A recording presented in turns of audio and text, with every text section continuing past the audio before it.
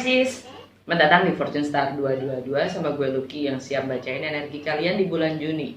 Seperti biasa, awal bulan gue selalu buka 12 kartu yang mewakilkan segala aspek kehidupan kalian di bulan Juni. Dan semuanya udah gue buka untuk mempersingkat waktu aja. Begitu juga dengan The Wisdom of the Oracle, ya udah gue buka ini untuk buka bacaan kalian. Dan nanti karena ada gerhana matahari di bulan di Gemini tanggal 10, kita buka juga Lenormand untuk lihat dampaknya apa buat kalian. Dan akan gue tutup dengan Divine Wisdom Card yang udah gue pre-shuffle, kalian dapat 2 di sini.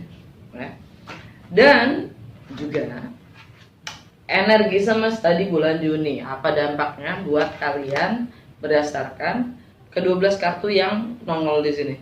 Oke. Seperti biasa ini general reading, ya. Ambil yang sesuai dan tinggalkan yang tidak sesuai. Ini khususnya untuk Pisces Sun Sign, Pisces Moon Sign, Pisces Rising atau Ascendant Sign. Crosswatcher, siapapun kalian yang sedang berhubungan dengan Pisces, kalian welcome untuk join karena energi kita suka tukar, jadi kemungkinan besar message yang bisa jadi untuk kalian juga. Kalau tidak sesuai, gue saranin untuk nonton Moon Sign juga Rising atau Ascendant Sign kalian. Kita langsung aja ya. Dari Wisdom of the Oracle card, kartu pertama adalah Milk and Honey. Kita udah kelihatan tuh pelanginya. Harta di ujung pelangi itu udah kelihatan. Ya. Jadi bukan berarti kita nggak ada godaan lagi, masih derita itu masih seperti biasa lah Pisces ya kan. Udah biasa kita menderita. Jangan turunin guard. Tetap siap dengan apapun godaan deritanya ya kan. Kita udah hampir di akhir itu. Ya. Kartu kedua, serendipity. Sadari di saat energi dan frekuensi kita selaras, kita memanggil yang namanya coincidence, beautiful coincidence, kebetulan-kebetulan yang sifatnya miraculous, yang sifatnya seperti keajaiban gitu. Tapi itu semuanya kayak kemudahan-kemudahan gitu, serendipity. Ya. Kartu ketiga, to be fair. Ya. Kita harus adil dalam memberi dan menerima, ya. Energi Libra. Kita harus adil dalam memberi dan menerima, entah itu waktu, entah itu fokus, entah itu perhatian, entah itu materi, apapun itu. Ya. Alam bawah sadar kalian, observer. Kalian hanya ingin mencermati tanpa harus terlibat. Ya. Di bawahnya ada regeneration. Kalau di tarot ini the Tower, rebirth, ya. Kita lahir kembali. Nunggu pelangi ya bu. Di bawahnya regeneration, imagine, ya. Ini energinya Jupiter sama Neptune ya. Imagine of all people. John Lennon banget ya. Imagine bagaimana kalian ingin membangun fondasi kalian sendiri. Berdasarkan apa? Nilai-nilai yang seperti apa, norma yang seperti apa, ya.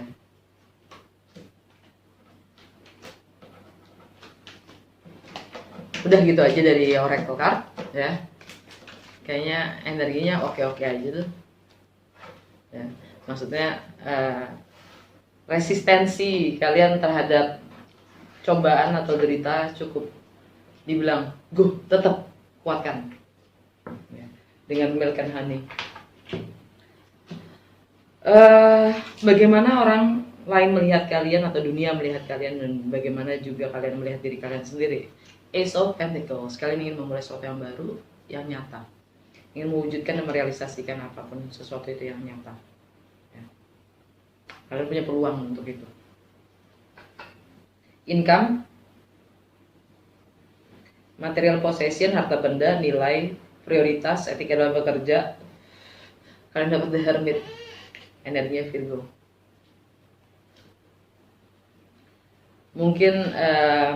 Mungkin entah kalian atau orang lain, ya, udah salah menilai.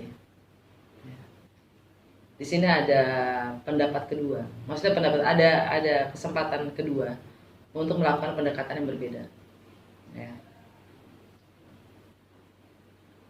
Mungkin kalian berhubungan dengan Scorpio dan Virgo.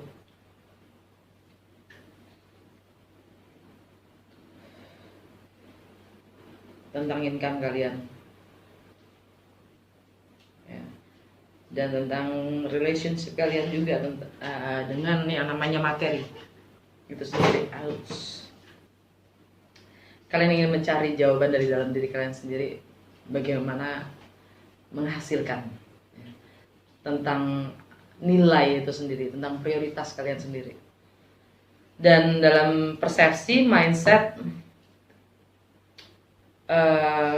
aktivitas sosial, dan komunikasi dengan orang terdekat, pengetahuan kalian dan pemahaman kalian yang pegang sampai saat ini, kalian dapat 8 of Wands. Travel, komunikasi yang cepat, ya.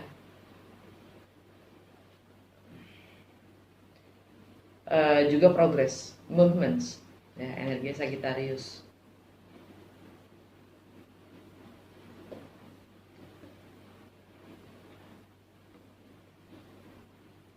Ini juga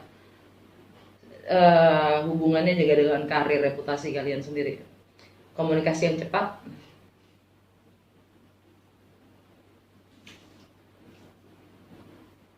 progres, ya, dan pemahaman, progres dalam pemahaman,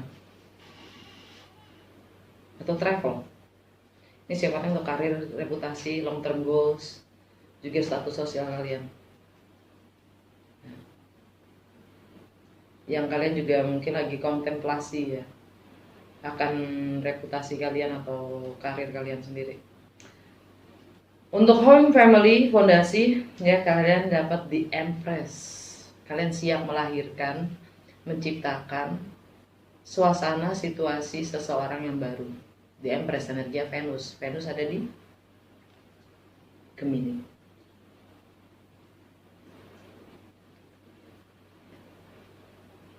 Di rumahnya sendiri.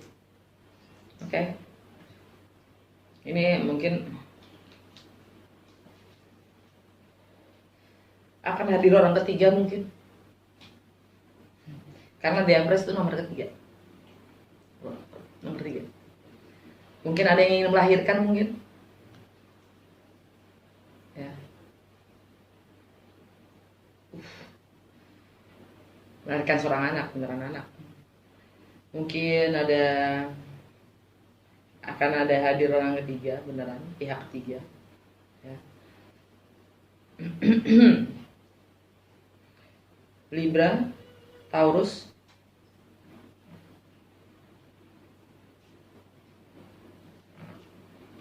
atau Gemini. Oke. Untuk hal bersenang-senang, pleasure, kreativitas, aktualisasi diri, mengekspresikan diri, tentang bisnis, project, ya, romance, love affairs, tentang anak-anak, jiwa kanak-kanakan kalian, masa kecil kalian dapat Six of Cups. Ini sifatnya karma juga, karmik, ya, karena nostalgia, tentang masa kecil kalian, tentang anak-anak kalian, tentang jiwa kekanak-kanakan kalian, ya, yang mengikat sifatnya.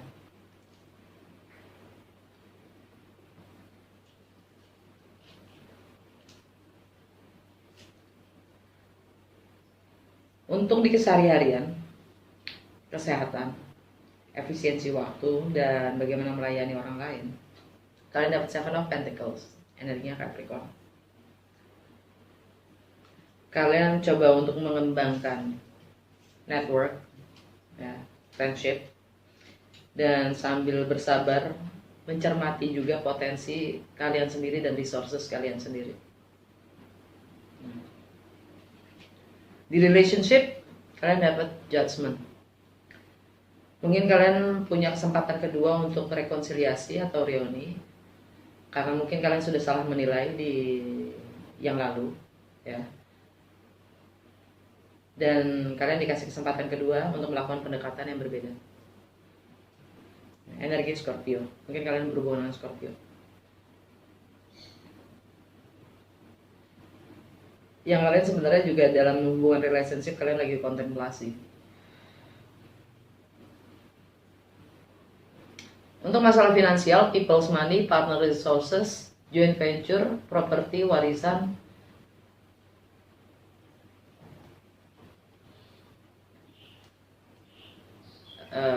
transformasi itu sendiri. Kalian dapat Five of Cups.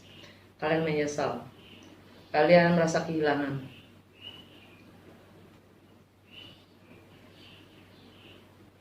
Financially, kalian merasa kehilangan, atau kalian merasa berhutang. Travel, foreign, wisdom, filosofi, hukum, perbedaan budaya, agama, latar belakang. Ini Seven of Swords ini energi self deception, atau pengkhianatan, atau ya pengkhianatan pada diri sendiri atau orang lain, whatever. Karena ini di ranahnya travel, wisdom, education, higher education, wisdom, filosofi. Ini mungkin lebih sifatnya lebih kayak mengakali, menyiasati situasi kalian, mencoba untuk keluar dari situasi yang membatasi. Tapi mungkin dari beberapa kalian ini juga sifatnya mungkin ada yang selingkuh ya, yang berhubungan dengan travel, jarak ya, atau asing, foreign. Untuk reputasi, karir, juga long term goals, status sosial, kalian dapat Four of Swords. Kalian lagi kontemplasi, kalian lagi mencoba memahami apapun yang sudah terjadi yang mengecewakan buat kalian ya. Kalian mencoba untuk mengerti dan apa yang bisa kalian bangun dari pelajaran-pelajaran itu sendiri untuk membangun visi ke depan kalian. Untuk masalah network, friendship, komunikasi, teknologi, dan harapan, Three of Pentacles, kalian ingin mengembangkan network, friendship, kolaborasi ya. Kalian ingin expand.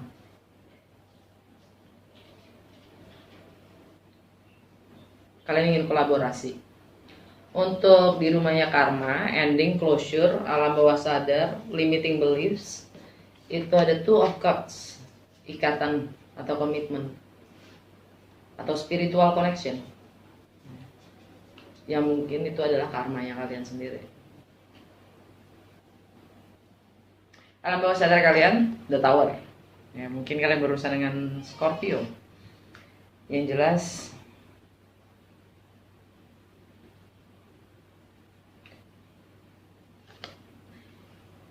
pemahaman kalian yang berakhir ya. Kalau kalian selama ini selalu menyiasati, mengakali situasi kalian ya, karena di rumah Scorpio itu ada Seven of Swords ya. Ada pengkhianatan gitu, ada pengkhianatan, itu harus berakhir. Pemahaman kalian akan apapun itu ya, karena di rumahnya Scorpio itu ada di rumah ke-9 ya, ada tentang travel, tentang wisdom dan filosofi, tentang hukum, tentang higher education, spiritual, perbedaan budaya, agama, dan latar belakang, tentang foreign. Ada yang memang harus diakhiri di situ. Jadi kemungkinan kalau kalian selama ini selalu menyiasati, mengakali situasi kalian, itu sudah saatnya untuk dikelarin, berakhir. Karena menyiasati itu sendiri artinya juga kalian kita belum bisa menerima, jadi kita mengkhianati diri kita sendiri, self deception ya.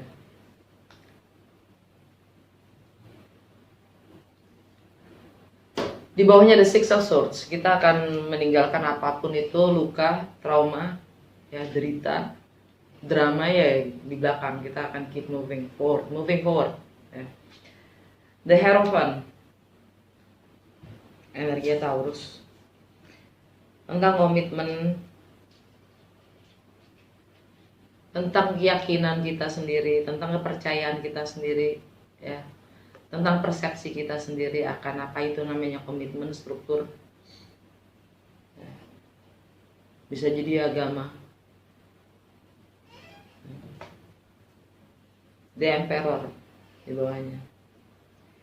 Ini masalah bagaimana kalian menentukan nasib kalian sendiri untuk masalah income kalian, materi possession kalian, apa yang kalian anggap itu nilai prioritas kalian sendiri. Page of Cups, energi kalian sendiri.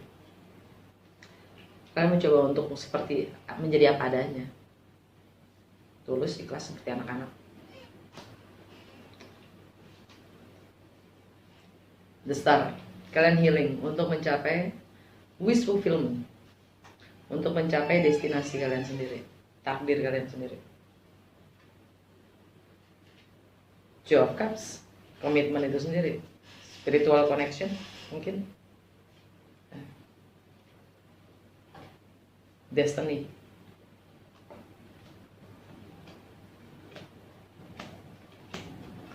Apa sih dampaknya energi semesta di bulan Juni ini untuk Pisces? Oke. Venus masuk ke Cancer. Buat Pisces itu ada di romance, love affairs, kreativitas, aktualisasi diri kalian, anak-anak, masa kanak-kanak kalian atau jiwa kanak-kanakan kalian, ya. Bagaimana kalian mengekspresikan diri. Six of Cups, kalian sifatnya lebih bernostalgia, ya. Sadari kalau itu karma, ya, karmik, mengikat. Nostalgia, memori itu mengikat kita sendiri. Yang kadang mengikat tuh artinya membuat kita selalu berada di zona nyaman kita secara emosional. Kita tidak mau tumbuh, gitu. Tanggal 5 Merkuri retrograde di Gemini, ya. Konflik dengan Neptune. Artinya bagaimana pemahaman kita itu akan ada clash atau konflik dengan mimpi-mimpi kita, idealnya bagaimana akan segala sesuatunya, ya. Dan Merkuri retrograde, kita diminta untuk mengulas lagi segala pemahaman, persepsi kita tentang apapun itu, ya. Tentang segala hal yang sifatnya regarding mimpi kita dan goal kita sendiri, ya. Gemini, ya, tentang home, family, ya, fondasi kita sendiri, ya, konflik dengan idealnya tuh, komitmen itu seperti apa sih, rumah tangga itu seperti apa sih.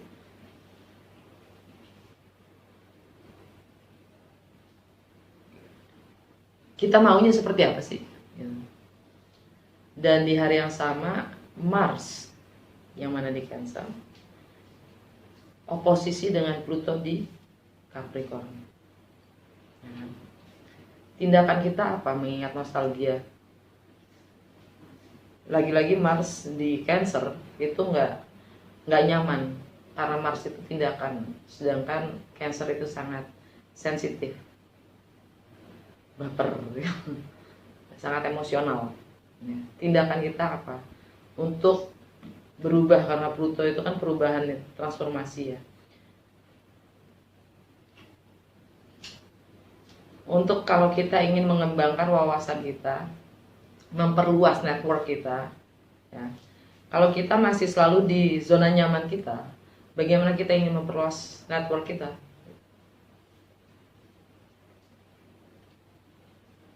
Gitu. Terus tanggal 10 gerhana matahari di Gemini, konjung dengan Merkuri, dengan pemahaman kita sendiri. Akan ada pilihan untuk gerhana matahari itu akan mengungkap hal-hal yang sifatnya pencerahan juga. Dan itu ada di home, family, dan foundation. Kita dapat di Empress. Kita siap melahirkan sesuatu yang baru. Ya. Bisnis, project. Mungkin beberapa dari kalian adalah anak. Ya.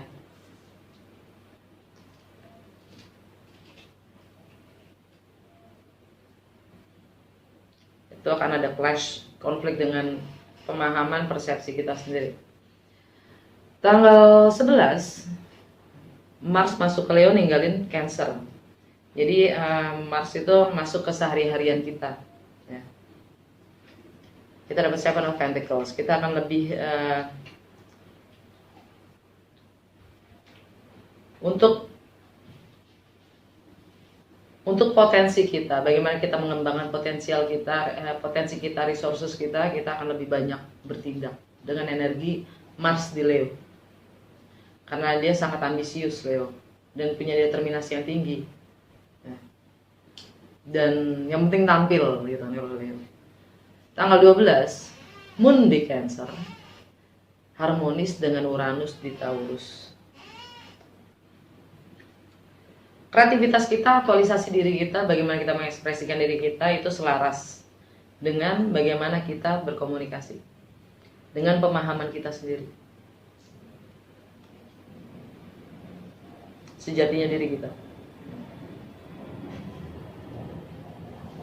dengan progres kita pun juga sejalan. Untuk tanggal 20 Matahari masuk ke Cancer dan meninggalkan Gemini. Akan hura-hura gitu bisa akan having fun ya, karena Cancer itu di rumah how to have fun, bagaimana kita bersenang-senang ya, pleasure, our pleasure, entah itu romance, entah itu kreativitas, entah itu aktualisasi diri ya. Akan ada matahari di situ, kita bawaannya akan happy, masuk ke energinya Cancer, seasonnya Cancer ya. Tapi Jupiter retrograde, Jupiter ada di Pisces. Jadi untuk memulai sesuatu yang baru itu ya, mewujudkan sesuatu yang baru itu, kita diminta untuk merevaluasi lagi apa yang kita ingin wujudkan ya, karena Jupiter retrograde. Kalau ingin kita mengembangkan, kita ingin expand ya, memperluas ya, kita diminta untuk revaluasi lagi dengan segala pemahaman kita. Tanggal 22 Merkuri direct, masih di Gemini ya, artinya tetap di home, family, dan fondasi itu sendiri. Kita siap kali ini karena direct, kita siap berkomunikasikan, kita siap untuk melahirkan, kita siap untuk melakukan menciptakan ya.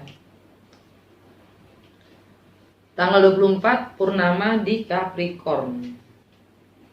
Jadi mungkin kolaborasi yang harus berakhir atau persahabatan yang harus berakhir ya, karena Purnama itu sifatnya ending ya, dan itu ada di rumah ke-11 network, friendship, atau ada pihak ketiga yang harus diakhiri ya. Tanggal 25 Neptune retrograde di Pisces. Hati-hati dengan energi Neptune retrograde ya, karena semuanya sifatnya kita jadi lebih overindulgence. Segala sesuatu sifatnya halu, ilusif, ya. Lebih over dari realitasnya, dari kenyataannya. Yang baik jadi terlalu baik, yang jahat jadi jahat banget. Hati-hati. Tanggal 27 Venus masuk ke Leo dan ninggalin Cancer. Kita dengan energinya Venus di Leo, kita lebih menikmati, lebih enjoy, mencintai ya, keseharian kita, rutinitas kita. Juga lumayan keren, lumayan, walaupun kartunya kayaknya strength gitu ya, The Tower ya, Judgment, bla bla bla, The Empress. Anyway, apa sih dampak gerhana matahari di Gemini untuk Pisces di bulan Juni ini? Kita lihat Lenormand. Apa sih dampak gerhana matahari di Gemini untuk Pisces?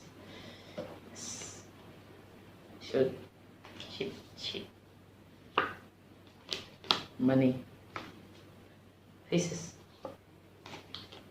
home, house, polar bear, keputusan akan rumah itu sendiri, berkaitan dengan duit, dengan uang.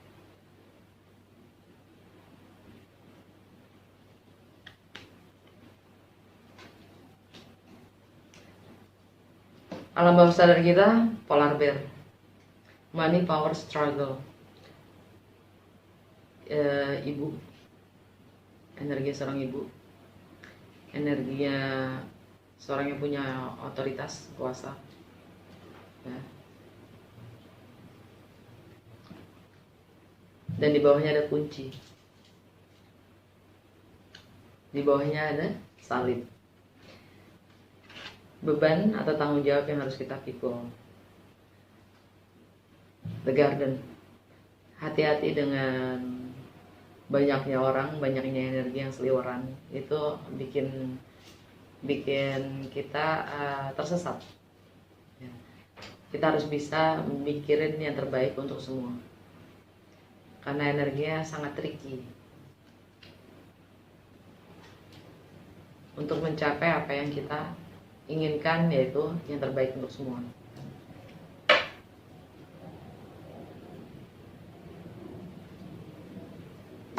Oke. Dari Divine Wisdom Card kita dapat 2 yang gue bacain dan langsung aja. Go first to your highest thought about yourself. Imagine the you that you will be if you live that thought every day. Imagine what you will think, do, and say, and how you will respond to what others do and say. Do you see any difference between that projection and what you think, do, and say now? Jadi, coba lihat dulu ke bagaimana kita memikirkan tentang diri kita sendiri. Bayangkan diri kita kalau kita hidup dengan pemikiran-pemikiran itu setiap harinya. Bayangkan apa yang akan kita lakukan dan katakan. Bagaimana dan apa yang bagaimana kita akan merespon, menjawab, ya, apa yang orang lain lakukan atau katakan. Apakah kita bisa melihat perbedaan antara apa yang kita proyeksikan dengan apa yang kita pikirkan, lakukan, dan katakan? Agak ruwet ya. Screenshot supaya kalian bisa zoom dan translate sendiri ya. Yang kedua, each soul is a master, though some do not remember the origins of their heritages. Yet each creates the situation and the circumstances for its own highest purpose and its own quickest remembering in its moment called now. Setiap jiwa itu adalah master, adalah guru. Meskipun beberapa tidak ingat originnya atau leluhurnya, tapi setiap jiwa menciptakan situasi dan sirkumstansinya untuk mencapai tujuan tertinggi, dan itu adalah cara cepat dalam mengingat, dan setiap momen disebut sekarang. Screenshot, zoom, translate sendiri. Oke, semoga pemahaman gue bantu, dan kalau emang resonate jangan lupa untuk like, comment, share, juga subscribe kalau belum subscribe. Sampai ketemu di minggu depan. Dah.